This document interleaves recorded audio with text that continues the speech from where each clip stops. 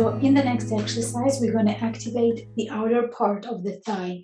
This exercise is really helpful and beneficial in cases where we feel overwhelmed or overflooded or nervous with different emotions, different sensations in our body. When we feel something is a bit too much, it gives really good containment through the body. We activate muscles that really give this sense of good container, and it helps bring this activation a bit down. What I will ask you to bring a chair to sit on it and put your feet comfortably on the floor. If you need to bring a pillow or to put something under your feet, do that. And then we're gonna take our palms and we're gonna place them on the outer side of the thighs.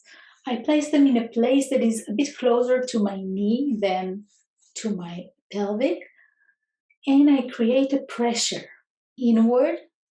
And at the same time, my knees will create a little pressure outward. So there is a pressure point between my leg and my palm. And I want you to take time to find your right pressure.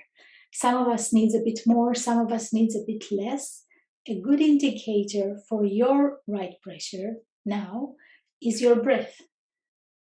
So I want you to find a pressure that is good for you, that you continuing to breathe fully and comfortably, and you're not compensating your breath to create bigger pressure. So we're going to do it for 10 seconds together.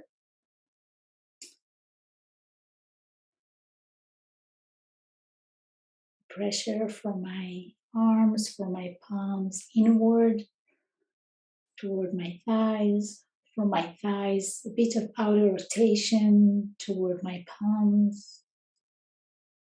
And my breath is full and comfortable. And then after 10 seconds, I can take a pause for a second and do a little check-in. How was that? Was it good? Was it neutral? Or was it bad? Based on your reaction to it, you can choose whether to do it for another 10 seconds or to skip this exercise for now, maybe to come back to it later and to try one of the other exercises that are suggested to you here. I hope it was helpful and beneficial, and I'll see you in the next exercise.